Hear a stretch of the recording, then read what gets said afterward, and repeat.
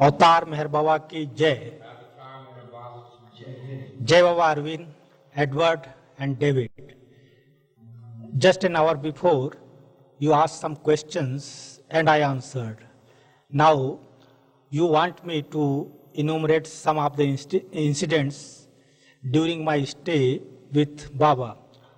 Of course, I am with Baba since 1953.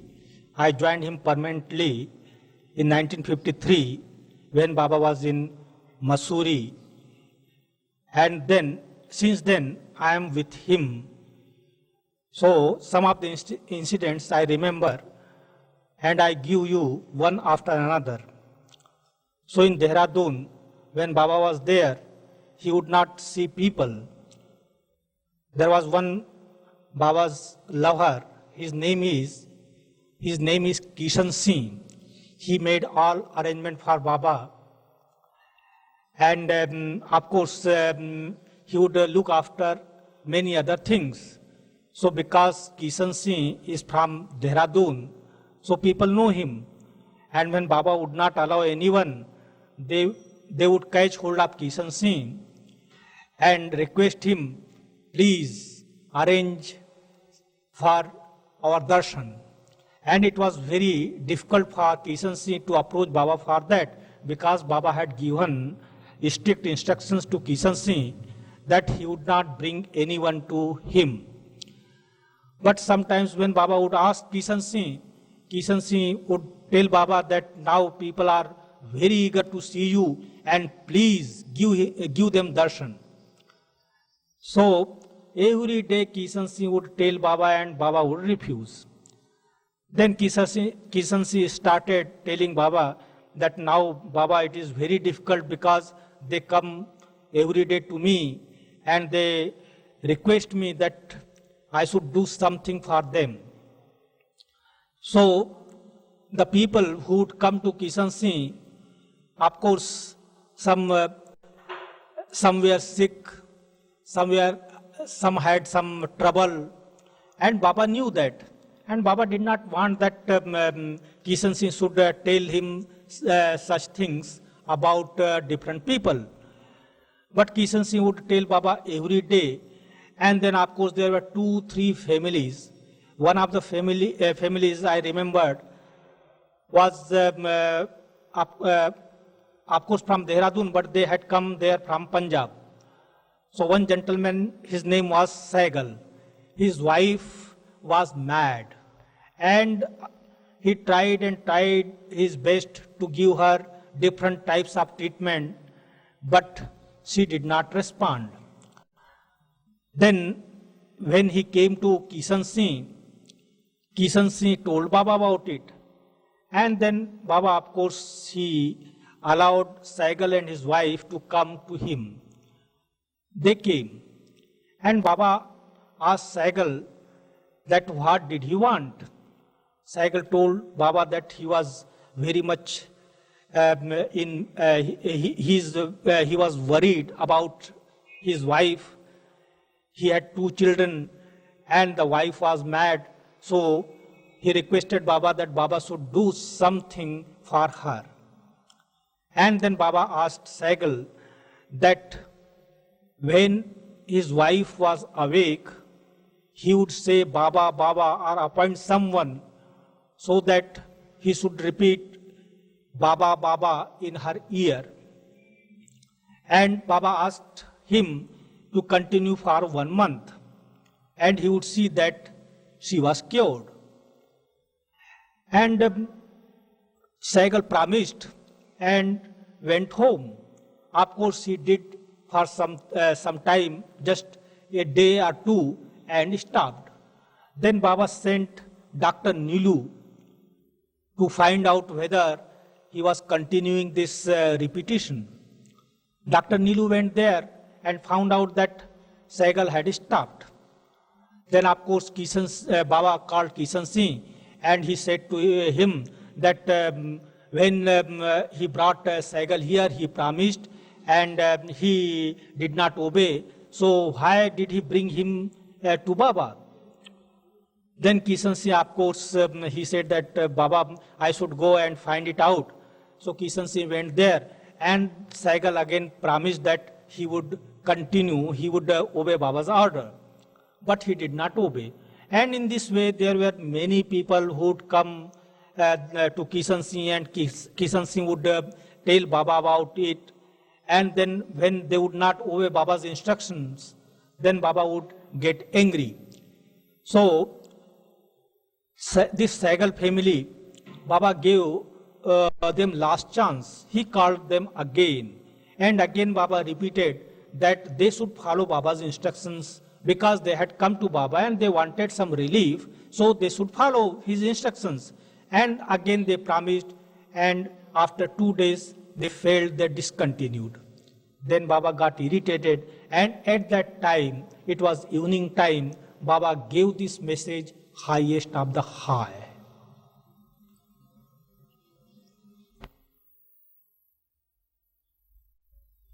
Yes, Jai Baba. I am Bhav. I forgot to mention my name in the beginning. So, now, I will just tell about the second incident which took place in Satara. Yes, in Satara, I had to post letters. I had to go to post office every day, twice, thrice, 4 times, because any time Baba would ask me to go and post these letters. So, one day, Baba told me that he was expecting some 3 letters from West, and those letters did not arrive. What was the reason? I said that those people might have not posted the letters. He said, no, I know that those letters were posted, and they must have misplaced those letters.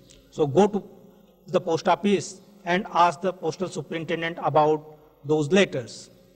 I went to the post office and asked the postal superintendent that we were expecting 3 letters from West. Those letters were very important, but we did not receive them. So he said, it is not my fault. How can you say that those letters were posted? I said that, yes, we know that those letters were posted. Then he said, did you get any information about it? I said, no. Then he said that whether those letters were registered? I said, no. Then he said, we are not responsible for ordinary letters. So I came back and told Baba. So he said, go again and tell the postal superintendent that those letters were very, very important and he must do something. So again I went, and as soon as I went, then the postal superintendent said, I cannot do anything for those ordinary letters. I am not responsible for that. Please don't take my time and go from here. Again I came back, told Baba. He said, you are stupid. Go again and tell him that he should do something because those letters were very, very important. Go. So I again went there, and as soon as the postal superintendent saw me, he lost his mood, and then he said, please don't come to me. So very politely I just stood before him and said, please, because those letters were very, very important, that's why I am coming to you, and I have come thrice. So please do something. This is not ordinary matter. This is something serious. That's why I am requesting you. But he said, what can I do for that? I cannot do anything. I said that you can do because you know you are the authority here. So I think that you will be able to do something. And my mood, of course, I was very much worried and I very polite. So he understood the seriousness. He said, all right, sit down. And then he was thinking, and he said, all right, one thing I can do. You just give me the addresses of those 3 people from where you expected those letters, and as soon as we will receive those letters, of course, we will send them immediately. This much I can do. And you also do one thing, that you write letters to them whether they had posted those letters or not. So this much I can do, give their addresses. I gave the addresses. He wrote down all the 3 addresses. He called the clerk and he said that now you should be in lookout. As soon as those letters arrive here, you send those letters to Meher Baba. So I was happy to some extent, because Baba wanted that I should bring those letters to him. So I went to Baba and said, Baba, now the postal superintendent told me that as soon as those letters arrive, he would send them immediately. So Baba said that, but why did you hesitate when I asked you to go to him again and again? Why did you hesitate? Tell me. I said, Baba, because this matter, of course, the postal superintendent got very angry. He was upset. He was upset, and it is not good to go to him again, because he had already replied.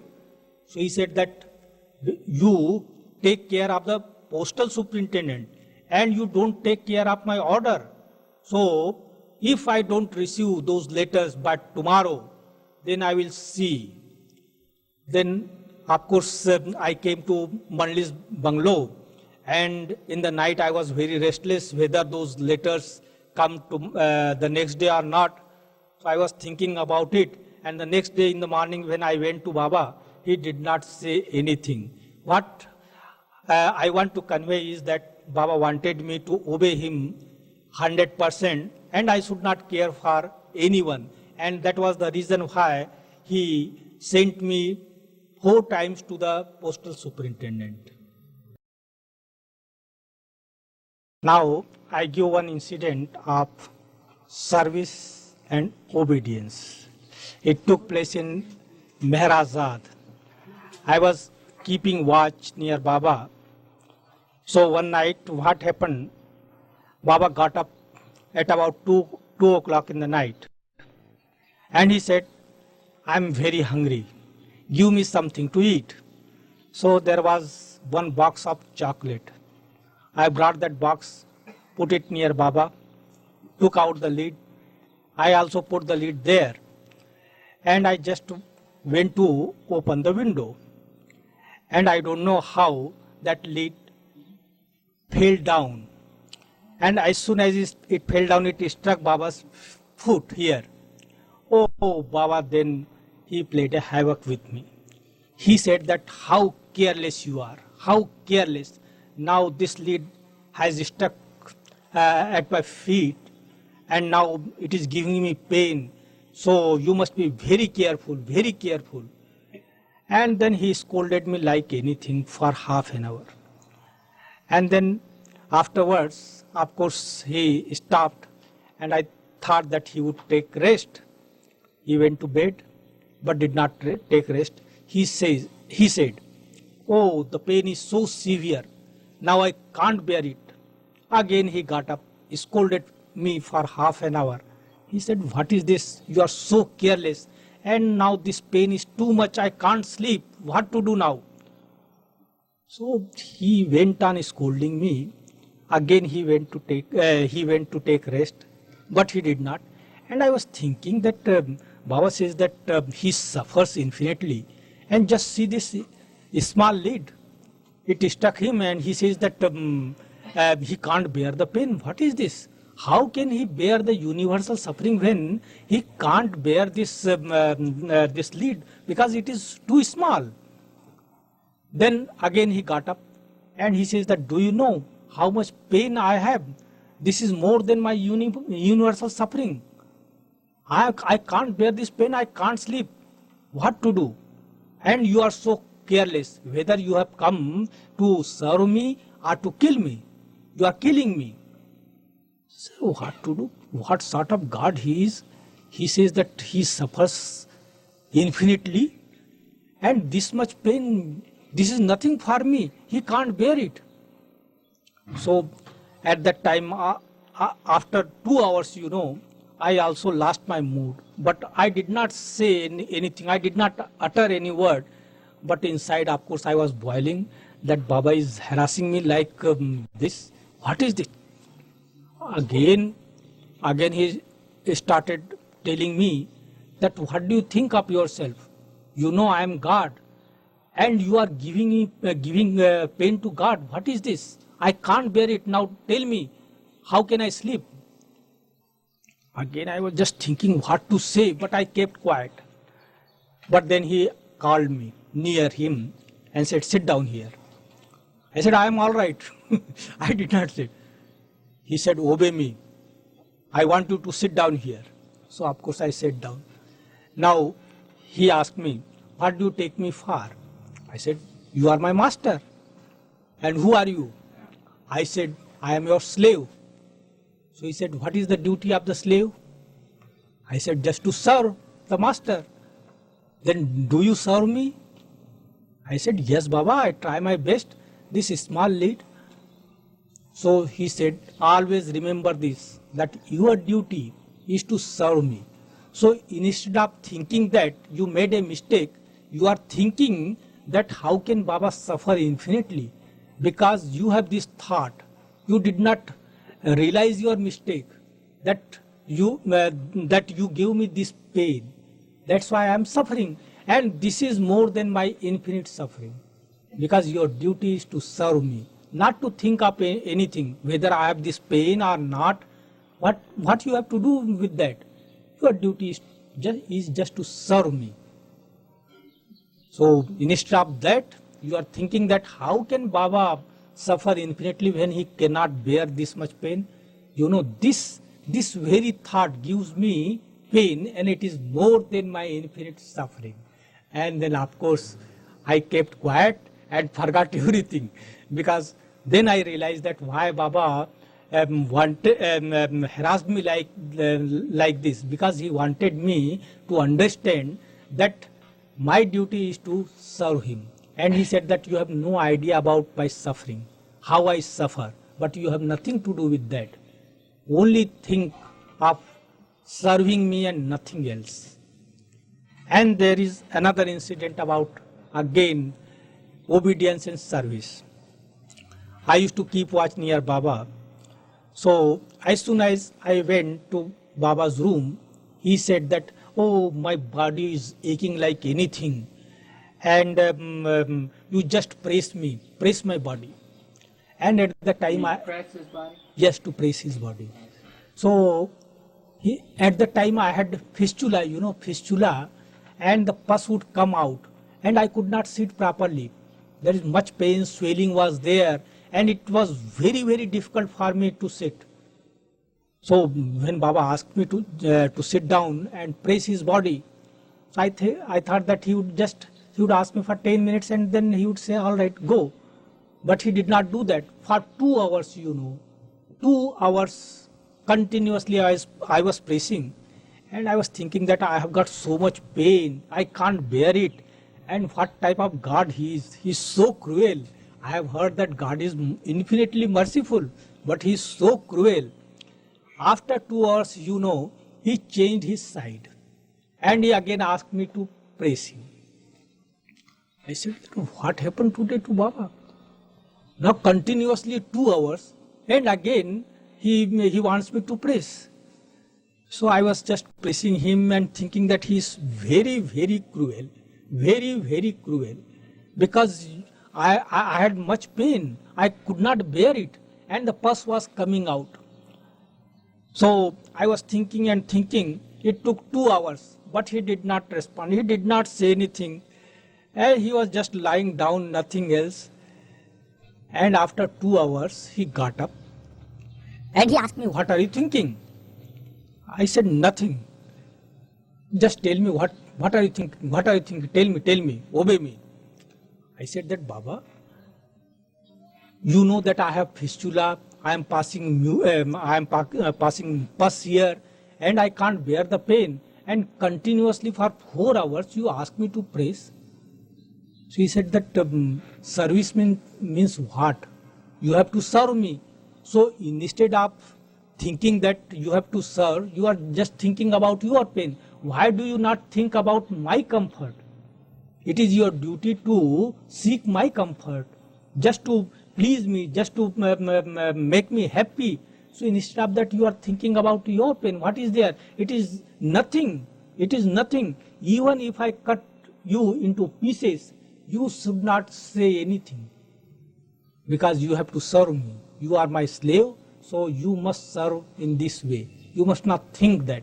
You must seek my comfort. You must make me happy.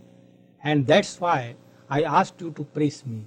So what I have to do, even if you die, what care should I take? I won't care for you, because I want you to cut into pieces, and I want you to keep quiet even at that time. That is service. What is this? And you think that, oh, you are praising for 4 hours. This is nothing. This is just the beginning.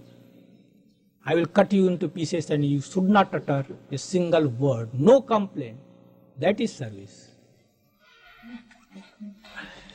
Now I just see the points. So I start. In 1967, there was a very big birthday celebration at Ahmednagar, Apkur Sahab Baba. And Ahmednagar Center people, they had come to Baba, they asked his permission, and Baba was very happy. They wanted to celebrate that function in a large scale. So on 25th February, these people, Ahmednagar Center people, they made all arrangement. And Baba was very, very happy. And we had also some function there at Meherazad. Those boys who work there, they also do something. Then at about 3 o'clock, I went to Baba, because Baba would retire at 3 o'clock at that time. So from 3 to 12, I had to be with Baba. So the sky was quite clear at that time, quite clear, nothing, no sign of rain, no cloud in the sky, quite clear. I went to Baba, and then Baba was talking about this celebration at Ahmednagar, that those people, they must be very busy, they were just running here and there, they must be arranging many things. So I said, yes Baba, yes Baba. And while talking, within some minutes, there were clouds in the sky, clouds. So Baba said that whether there are clouds in the sky. I went out and I saw, oh, there were many clouds. I said, yes, Baba, there are many clouds in the sky. And within 5 minutes, it started raining, and raining cat and dog. And then Baba said that now, because it is raining, what about Ahmednagar celebration? So how could they take out procession? So I said that, yes, if it was raining there, it is not possible for them to take out procession. So Baba said that you go and tell Aloba to phone and find out whether it was raining in Ahmednagar. There was no umbrella, nothing else. So I said that I just asked for umbrella from Ghaver. So Baba said, no, you go out. And it was raining cat and dog. I went to Manali's bungalow. So I was drenched with water, And then I came out.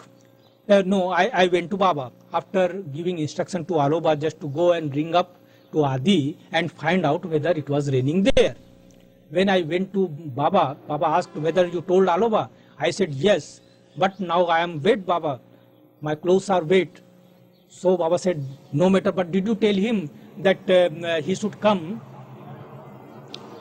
He should come and tell me whether it was raining there or not. I said, no, I did not tell. Then again he said, you just go and tell him.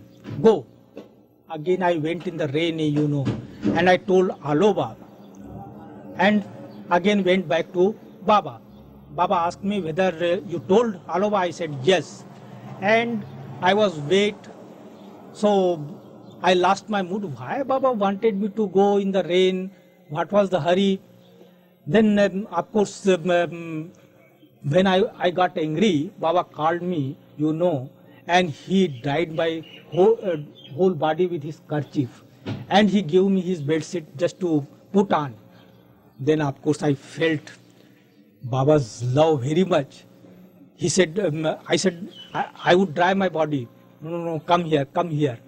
He asked me to sit down and he dried my whole body, gave me a bed sheet to put on because I had to be with Baba for up to midnight.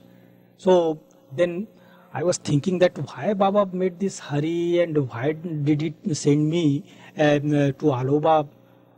There must be something. And you know, after 15 minutes, Aloba came back and he told me that there was not a drop, no rain in Ahmednagar, and the program was going on quite well. So then I realized that because Baba wanted that the function should go very well, he took care and he made me scapegoat because he sent me out. I was drenched with water, but he saved those people in Ahmednagar to enjoy the function. So I think that it is sufficient, Arvind, because there are other two also. Now I tell you one very funny incident. Sometimes Baba would cut jokes, you know. So one night when I was with Baba, so he asked me to bring that box of chocolate. So I put that box near Baba on the bed and he was eating. I went to open the window. By that time, you know, he had cotton in his ear. So he took out that cotton, and when I came back, he gave that cotton in my hand. I did not see it. I thought that Baba gave me chocolate. So I ate it. And as soon as I ate it, Baba started laughing. He laughed and laughed. And I also spit it out. And then the next day, you know, Baba came to Mandli and he told everyone about this incident, and he was laughing and laughing, and of course Baba was also just enjoying, and he was acting how I ate that cotton. He was doing like this, and he was laughing.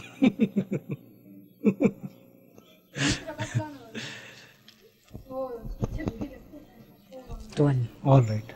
The next one I tell you. Baba was in Pune, Ganesh Khind.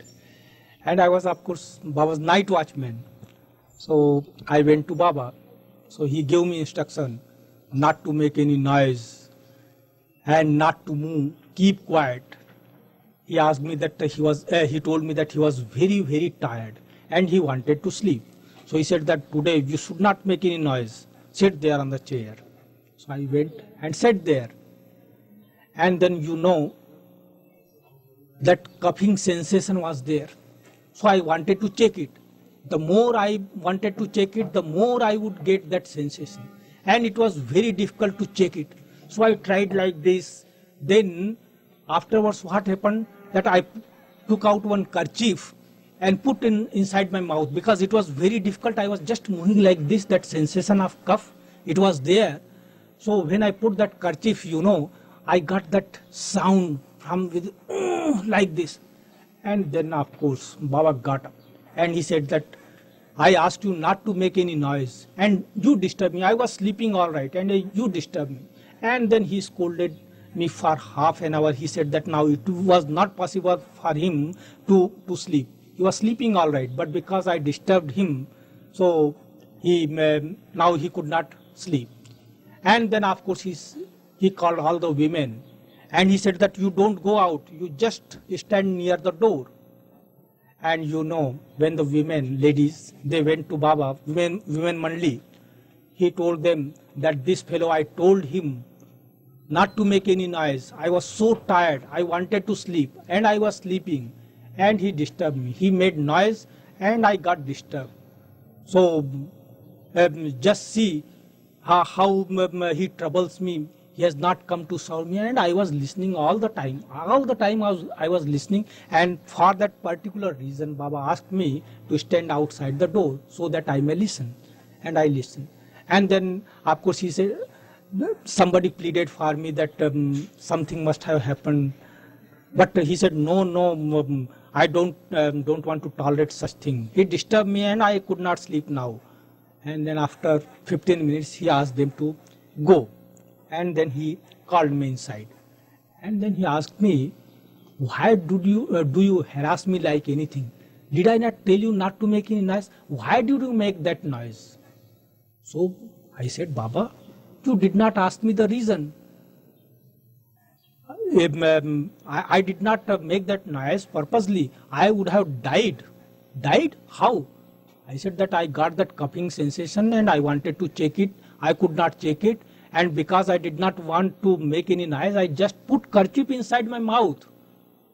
So why did you not tell me inside? I said, beforehand, I said, Baba, you know, already you know. But why do you harass me like an... Oh, really? I take oath. I did not know that. I did not know that. All right, come and embrace me. I did not know that. So, Baba wanted me just to harass, just to keep quiet, just to subdue my anger, you know. And for that particular reason, he just played this trick. He knew very well, but he wanted me just to play this. And within 5 minutes, everything came in my mind. The ghazals, you know, I can't explain it properly, how it happened. But the only thing I would say that just like wind enters, just like wind, everything entered in my mind and I could follow each and everything. And then Baba called me and without saying anything, he told me to start writing ghazals. So within 2.5 months, I wrote about 140 ghazals and also translated Wayfarers and 140 ghazals within 2.5 months. I forgot to mention the year, it was 1968, not 1967. Then Baba came down to Mehrazad and of course he gave those ghazals for print. But Baba did not stop here. He would give me one line every day when I would go for watch. But at that time, I had no time because I was very busy. I was attending to Baba during night time. I had to do correspondence. I had to write many other things. And I had to attend many other things also. So it was not possible for me to write ghazals. So Baba said that keep all these lines and whenever you find time, you write them. Compose ghazals on those lines. But unfortunately, I did not get time and those lines are still with me and sometimes I will, when I will get time, I would compose the ghazals and then it will be printed. Those ghazals will be printed. Then on 24th January 1969, when Baba was very sick, at that time, Baba called me and he said, you have to write my life account in full detail, that too in poetry. Of course, when Baba would give instructions, at the time when he would move his fingers, he would get jerks and it was a terrible job. And I was just feeling that Baba should not give those instructions just now. When he would be all right, he should give. I did not know that soon after a week, Baba would drop his body. So I would just listen and would say to Baba that please don't give me these instructions just now. But he went on giving me instructions and he took about 1 hour to give those instructions and he got many jerks because as soon as he would just move his fingers, he would get jerks. And it was really very heartening for me. It was very heartening because I would say that why Baba is taking so much pain, so much labor for this, because he is not all right. And then I said to Baba, Baba, you give me those instructions when you would be all right. But he would get jerks and would give me instructions.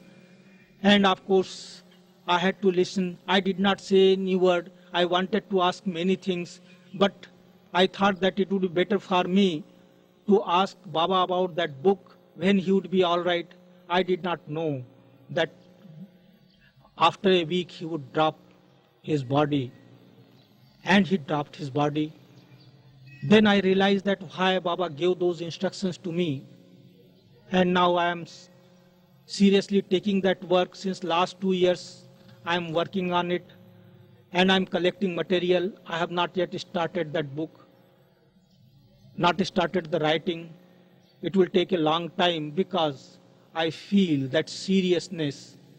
I feel at the time when Baba was in so much pain and he gave me those instructions. So I always remember that, and I'm taking this work very, very seriously.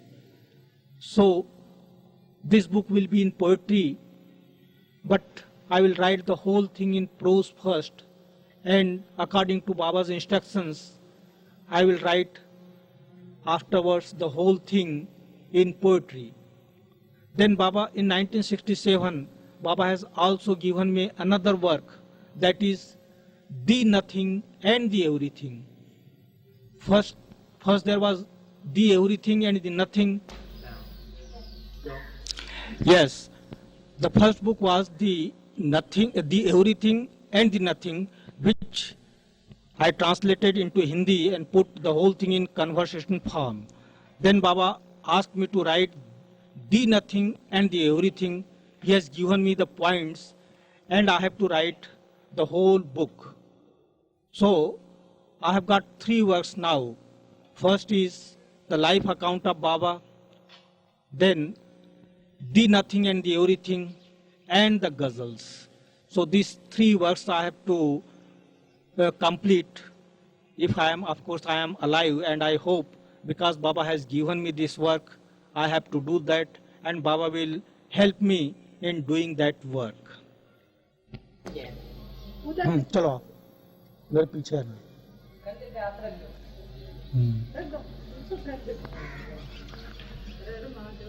Should I begin? Here is my wife, Rama Kalchuri. She is no more wife, but my relation with her is just like my sister or mother.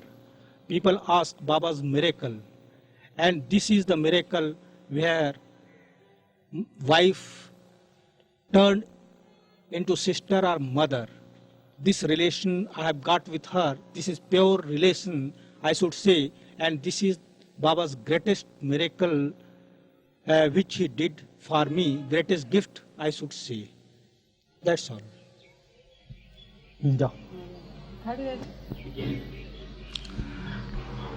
I should say why it is Baba's greatest miracle, because he has made me free from lustful action. And you know, to win over lust, it is a very difficult thing, very, very difficult thing. But I sincerely and honestly tell you that this has happened. And though when I was with Baba all the time, I had no opportunity to come to my wife, never. But after he dropped his body, I have come here to Ahmednagar for my work. And you know, I am here, but my relation with her is just like my mother or my sister. And I am very grateful to beloved Baba for this. I don't feel anything. I don't have that connection, just connection like other people who have with their wives.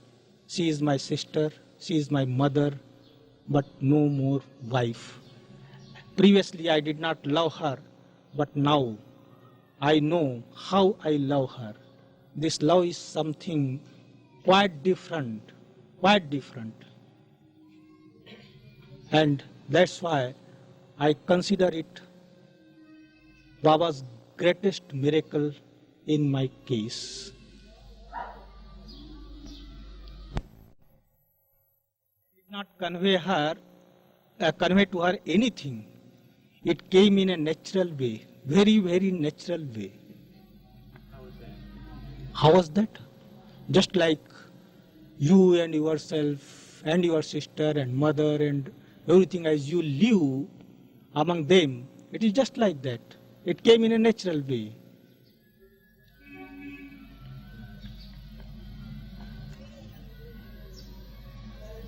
Baba did not give me any instructions about it. He never said anything. You know, he never asked me. But I could feel that he made me like that, I should say. Tell us some anecdotes. Yes, anecdotes. तुम जाओ. तुम जाओ.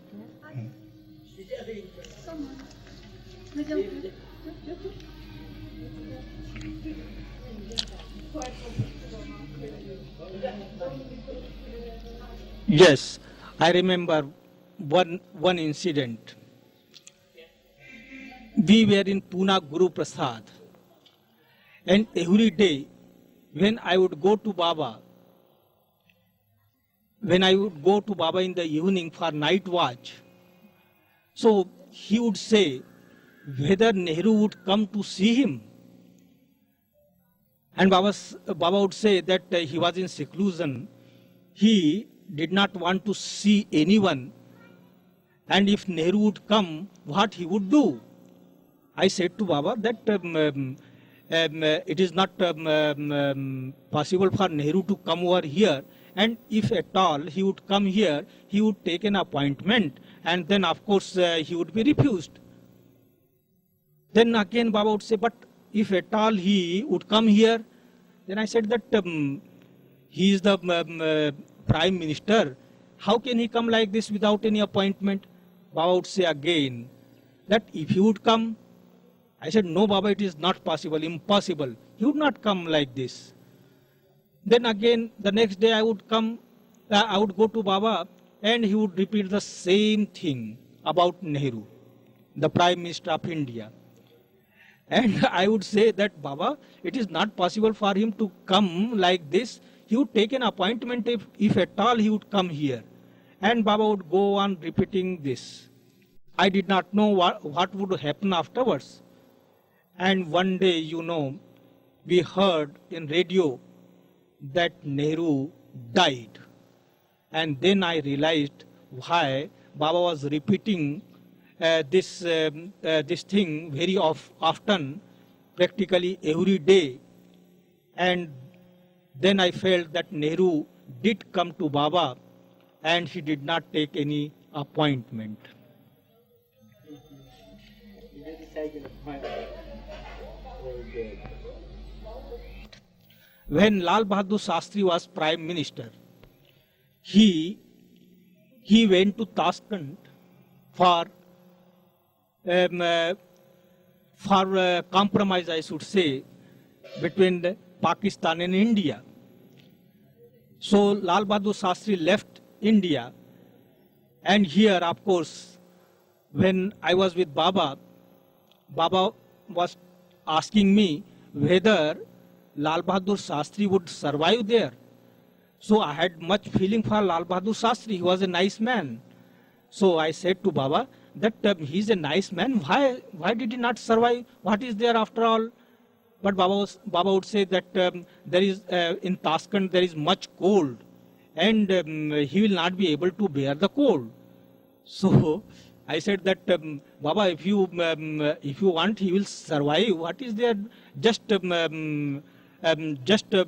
keep your nazar on him. And if you want, then why not the Prime Minister, the President of Pakistan should die, because of him there was trouble. So if Ayub died, it would be much better. Baba said, no, he was very strong. Very strong. He was military man, commander-in-chief. So Shastri would die, I think. I said, no, Baba, keep your nazar on him. He is a nice man. And you know, when I came back from night watch, Nariman, Eraj and others were there, and I told them, that Baba said this about Lal Bahadur Shastri. And in the morning, you know, the radio news was that Shastri died. Should I take out? All right. Begin.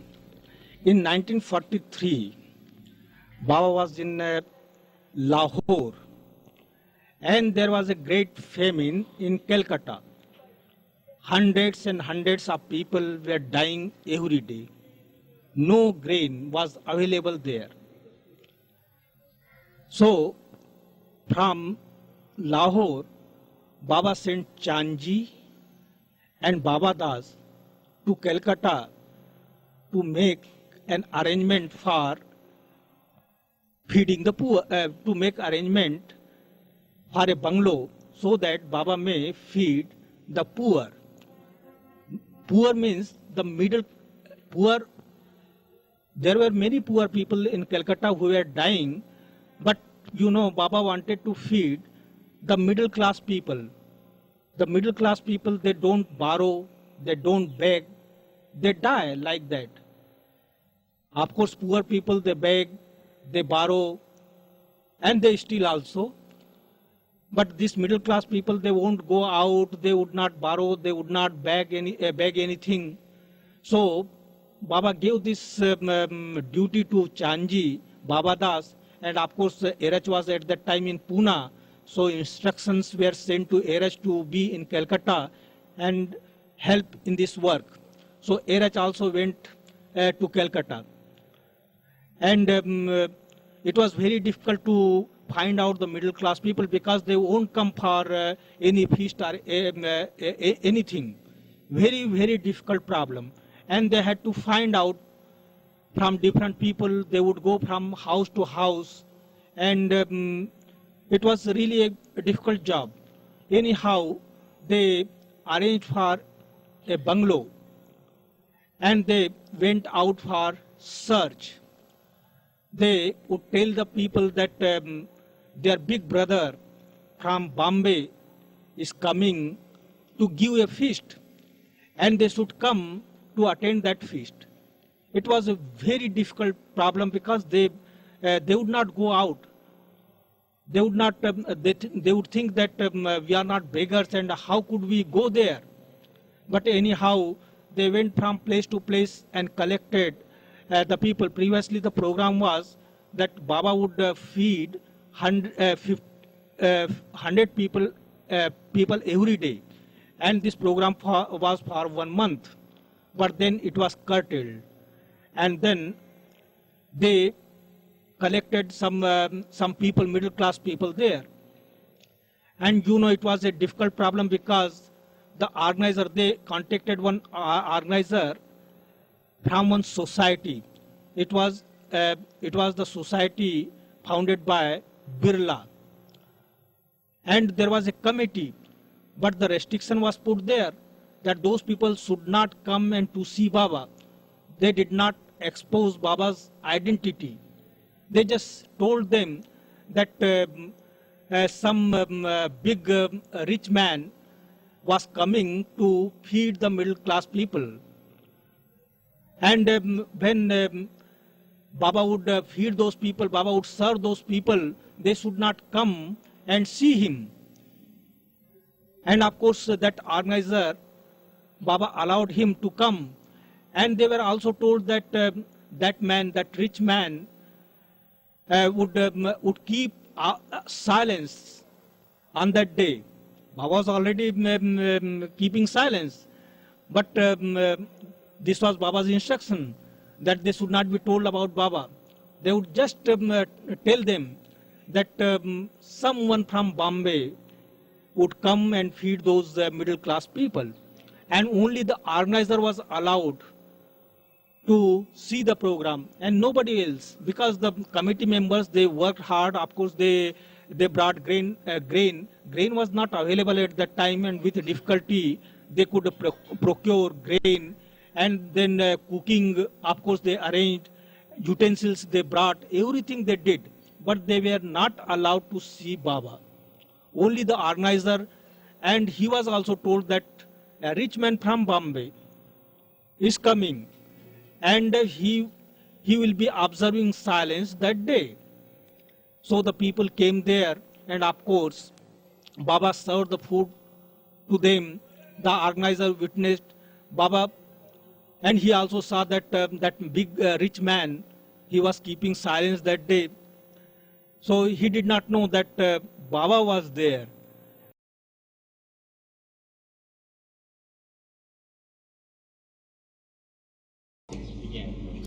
Yes, Jai Baba to you, Arvind. And please convey my Jai Baba to all in West who are the rays of the sun. Now you want me to tell you some stories. Before that, I want to introduce my two children, Mehernath and Sheila. They are with Baba since their childhood. Of course, my wife is there, but she is no more my wife. She is my sister, and I should say she is like my mother. You know, and this is the greatest gift I got from Baba. If I would get millions of dollars, then it is nothing to me, because this gift which he has given to me means my wife has turned to be as my sister or my mother, and this is the relation I have got with her, and this is, I consider, the greatest gift I received from beloved Baba.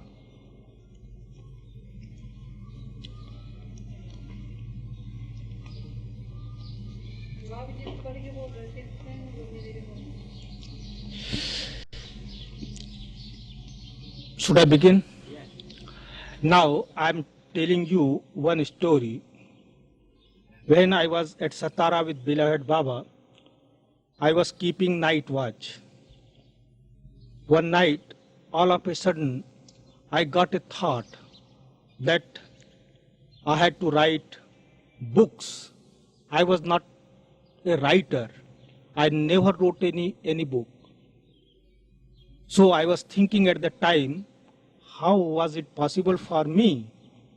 I thought that it was just a thought, but it came again and again, and I did not realize it was in the year 1954, and Baba did not say anything, and I did not dream even of writing books, because as I told you, I was not a writer, I was not a literary man. But in 1959, all of a sudden, in a natural way, Baba asked me to write a play on him. It was really surprising to me, and I told Baba that I never wrote anything and I don't know how to write. Baba said, just try.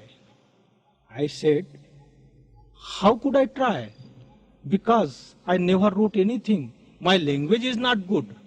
Baba said, just try. So I tried and wrote a play. The name of the play was Divya Leela, means divine game. This name was also given by Baba. Then, of course, Baba liked the play very much, and he sent it for printing. Then after a few days, Baba said, it was a nice play, but you must write some songs and include those songs in that play. Oh, it was a terrible thing for me, because I never wrote songs, and I did not know how to write. He said, just try. I said, Baba, it is not possible for me. How can I write songs? I don't know anything. Baba said, just try. When I say, you must try. I tried and wrote 4 or 5 songs. They were not good songs, but of course Baba gave me encouragement, and he said, oh, these songs are very good. Send them to include in that book. I sent those songs. And after a few days, he asked me to write 100 songs. And really, it was a very difficult job for me because I did not know the rules of the poetry. I had no idea. But by Baba's grace, I wrote 100 songs. And when I completed those songs, of course, Baba would hear each and every song and he would appreciate. And then the next book, Meher Jyoti, the book of songs, it was printed. Then again, Baba asked me to write plays and songs. And in this way, I wrote many books. After that, he asked me to translate the everything and the nothing. But he said that the translation should be in such a way that people should understand it. You must put in some form.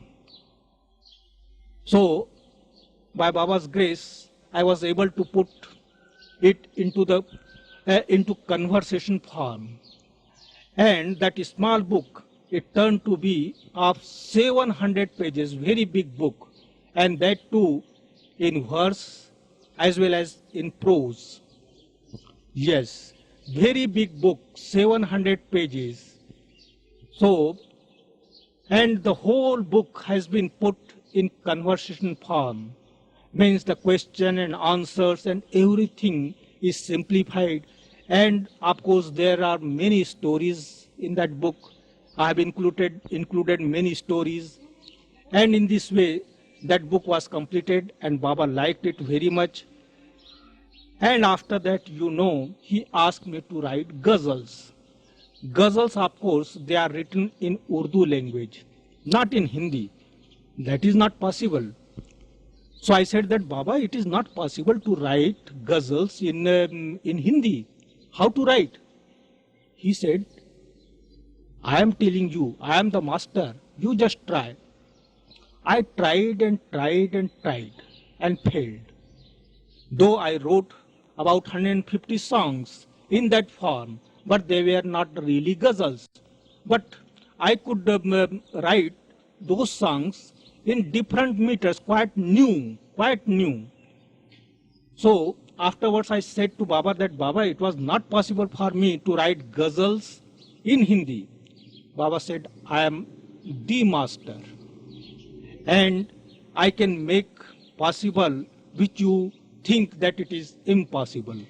He said that when I would go to Pune, I would teach you how to write ghazals. It was in the year 1967. Baba went to Pune Guru Prasad from Mehrazad. And one night, he called me. Of course, I was keeping watch with him.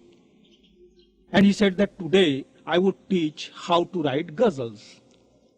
And then he was sitting on the bed. And I was just standing before him. And of course, he did like this, Indian tabla. So in that rhythm, he was just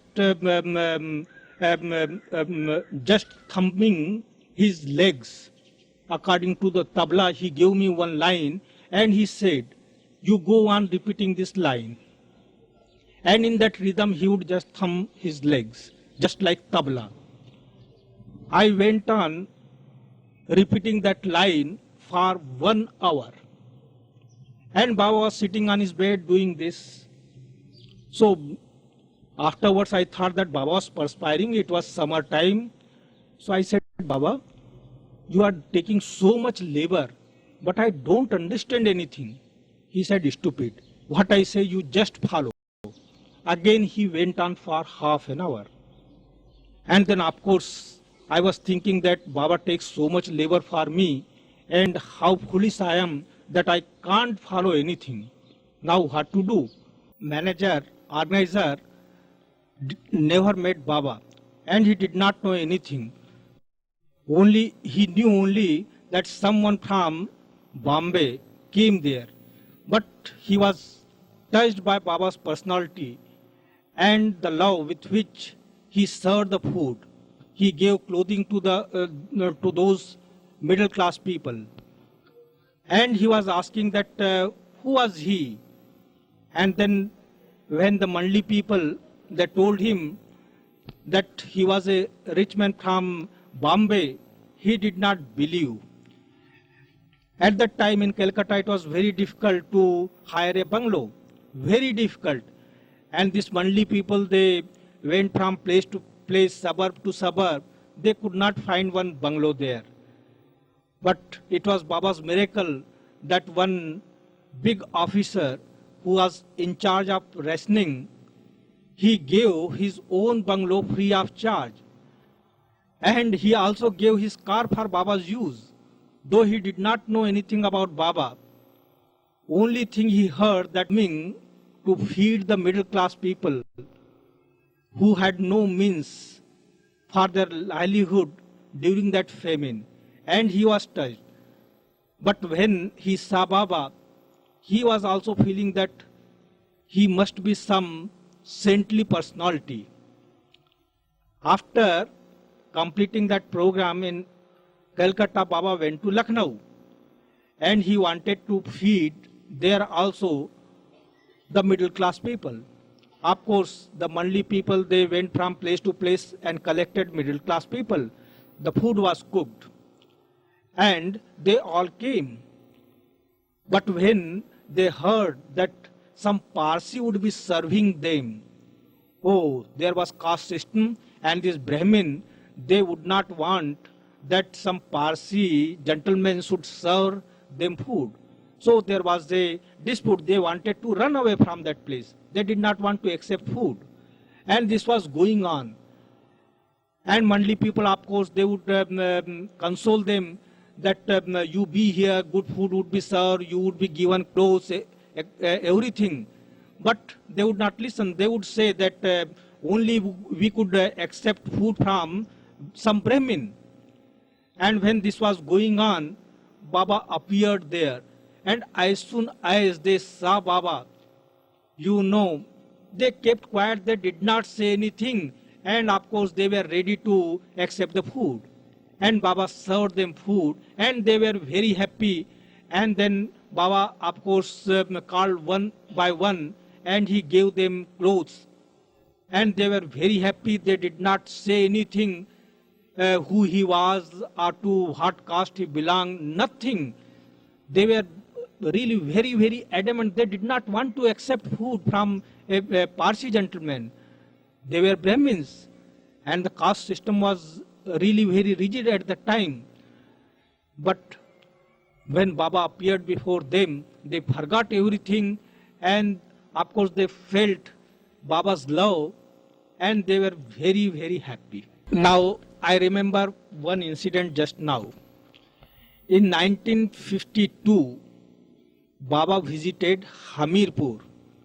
And Hamirpur district, there were many places. So, in one place, the name of the place was Ingota. There was a very big darshan program, very big crowd. And people would come to Baba in queue because Baba would give each one his prasad. So everybody would approach Baba. So in the queue, there was one blind boy, very, very handsome and very loving. He was blind and he would not see anything. So he would just fumble like that. And with great difficulty, he approached Baba. Baba gave him prasad, and that somebody took that boy from the place. At that time, Erech was there. And Erech saw that boy, and he was thinking that how handsome that boy was. And here is the God who can do everything. And he did not give him sight. What sort of God he is? He was thinking. He did not say anything to Baba. And after that program was over, Baba also did not say anything. The program was over, and we were to go to some other village. So on the way, Baba asked the driver to stop the car. There were many cars and buses, and Baba got down from the car and he sat under the tree.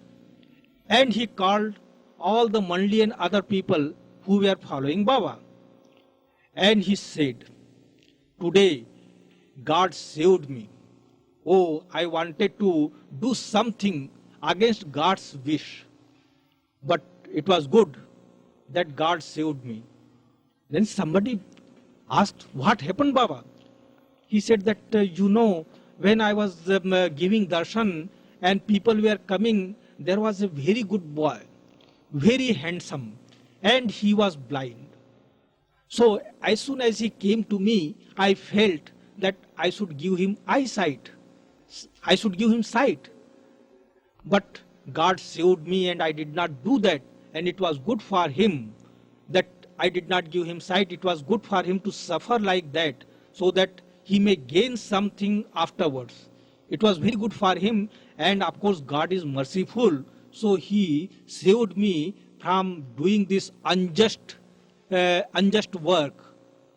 So at that time, Era said that the thought came in my mind that Baba says that Baba is God, and he did not give him sight.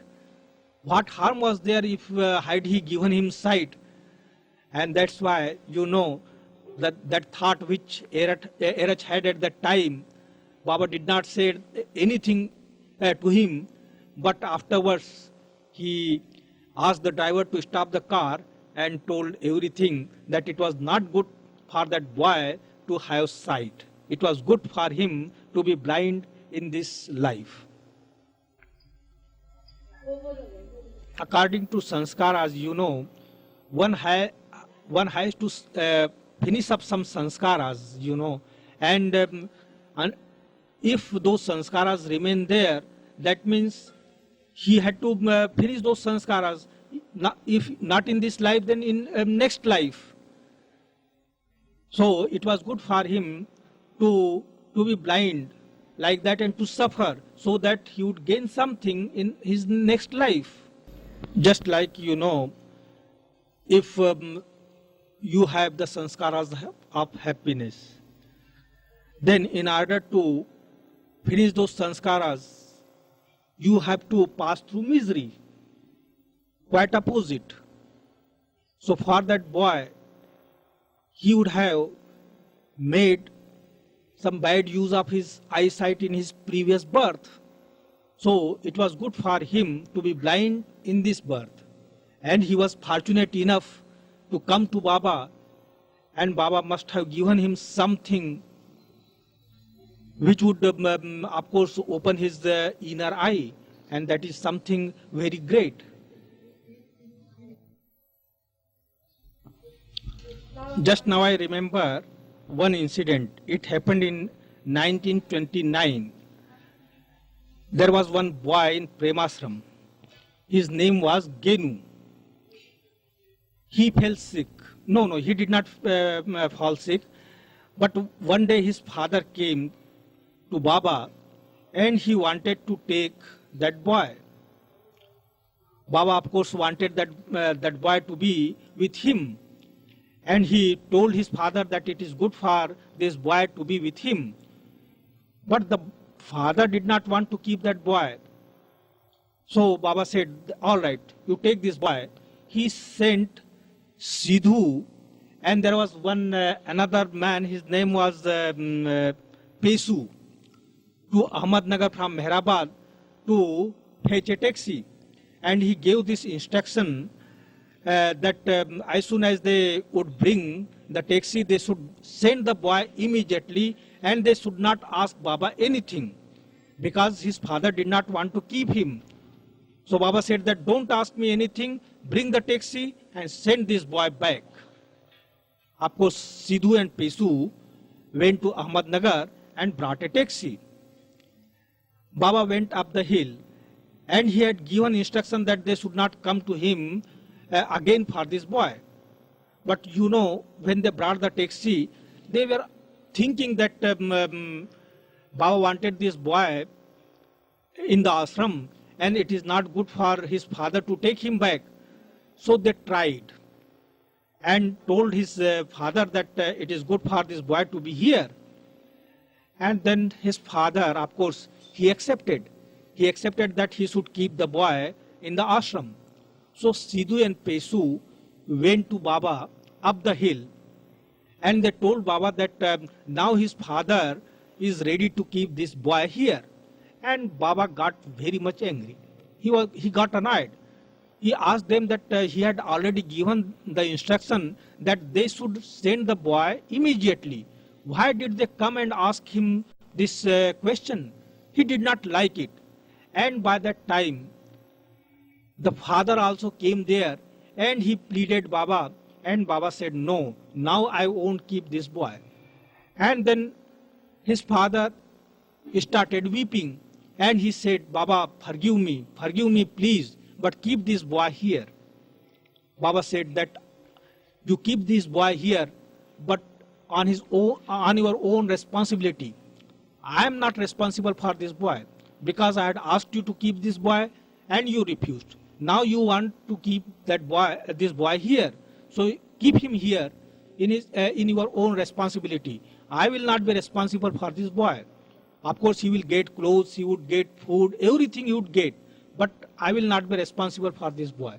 And now the father accepted Baba's condition, Baba's terms. And he said that, yes, I will be responsible for this boy, but please keep him here. Then Baba accepted. And his father went back and the boy fell ill. Of course, Baba arranged for everything. Medical treatment was given, best type of medical treatment was given, every care was taken, and his father was informed about him. He also came, he also saw that he was treated well there, and after a few days, that boy died. Then these two people, means Sidhu and Pesu, realized that it was they who did not obey Baba properly. Of course, they wanted they thought that Baba wanted this boy, so they tried. But they then realized their mistake, that it was not good for them to plead for this boy, whom Baba wanted to go back because his father refused him first. And his father realized that it was his mistake, because Baba wanted to take the responsibility of that boy. He wanted to keep him, and had he obeyed Baba 100%, his son would not have died. So this incident took place in the year 1929 at Mehrabad, when there was that Prema Ashram. Ab no more. Now I will tell one more incident and finish, because it is too late, Arvind. You must also go and take your food and take rest, because the whole day you are working, you are tired, and I am also tired. Now tell the incident. Yes, one incident I am telling you, it is very humorous one. One day I was really very much tired because I had to write letters, I had to do many other things, and then in the evening I had to go to Baba, keep watch there near him. So I was very tired. So when I was thinking that now I must die, it is too much for me. It is too much, because no rest, nothing. Every day something crops up, and during daytime no rest, during night time no rest. Continuously it went on. So I was thinking that I must die. So when I was with Baba, I was pressing his feet there. I was thinking that Baba should just give me his blessing so that I may die. And Baba got up and he said that when you would be 70 years old, how would you walk? I said, Baba, I want to die immediately. Any moment, please shower your blessing so that I may die. So Baba said that, no, just tell me that when you will be 70 years old, how will you walk? I said, I don't know, but I don't want to live anymore. I want to die.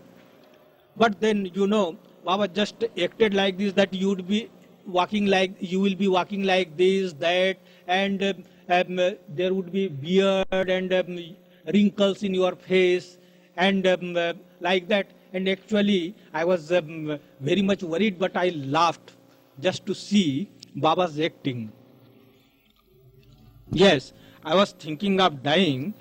So Baba did not ask me that, but he knew that what I was thinking at that time. So instead of asking that, he asked me how would I walk when I would become 70 years old. And when I said that I want to die immediately, I want to die this moment, then of course he acted that you would walk like this. I was worried, but at that time, as soon as Baba started acting, I laughed. So he made me happy. Show us how he was acting the walkout. Just he was sitting like this, so he said that you would walk like this. There would be wrinkles in your face, and you would put on glasses like that. You would do like this, and he made me laugh. He made me laugh.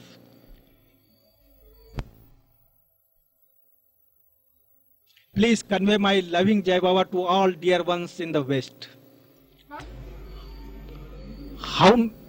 By his acting. No, I mean, the other times when he made you laugh. Oh, that story I told you about that carton. I ate it. I thought that it was chocolate, and I ate it.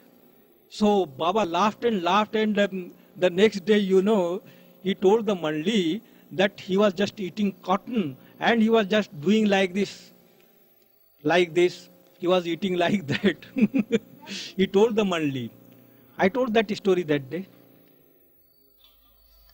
No, Arvind. The secretary of Avatar Mehra Baba Center is here, and you must take something from him. The incident I am telling you, it happened in the year 1958. At that time, I was keeping watch near Baba for the whole night, right from 6 in the evening up to 6:20 in the morning. So one day, about I think 3 o'clock in the night, Baba asked me to give him soda water. So as soon as I opened the soda water bottle, it broke, and some glasses, they fell on the ground, on the floor. And Baba got very much annoyed. He said that he wanted to call Mehra, and now you have just this broken glasses are here, and she would hurt her feet. What is this nonsense? So he said, you just sweep the floor. Of course, I swept the floor, but he said that no, there must be some pieces here and there. And it continued for 2 hours. Then he said that there should not be any piece under the bed.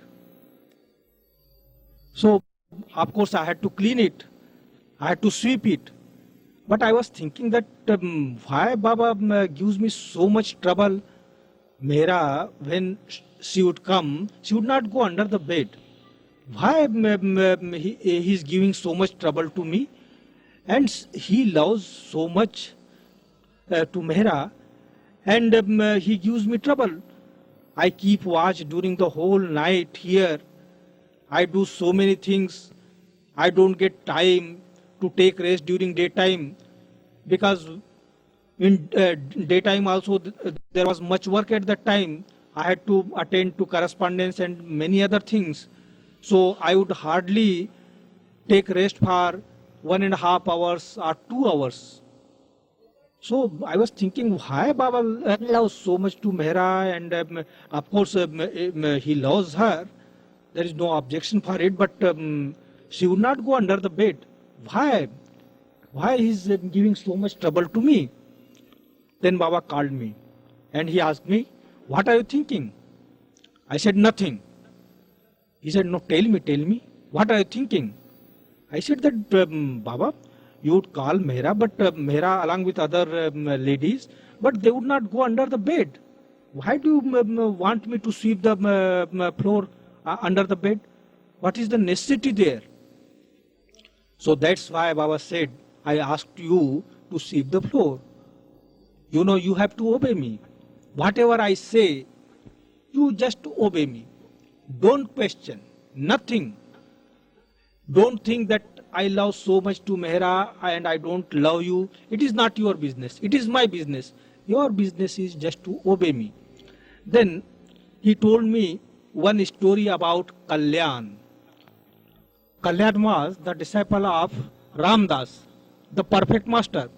One day, during broad daylight, Ramdas asked Kalyan to bring a lighted lamp. So Kalyan went and brought a lighted lamp. Then Ramdas said to Kalyan, "How foolish you are. You are quite foolish. It is daytime, the light is there, and you have brought this lighted lamp. What is the need of this lamp here? Foolish, take it back." So Kalyan, of course, took the lamp back and put it there. But Kalyan did not say anything. He did not question that it was broad daylight and why Swami Ramdas wanted this lamp. He obeyed. He did not think anything, just obeyed. So Baba said the obedience should be like that. And that is true obedience, real obedience. All right, Avatar Meher Baba ki Jai.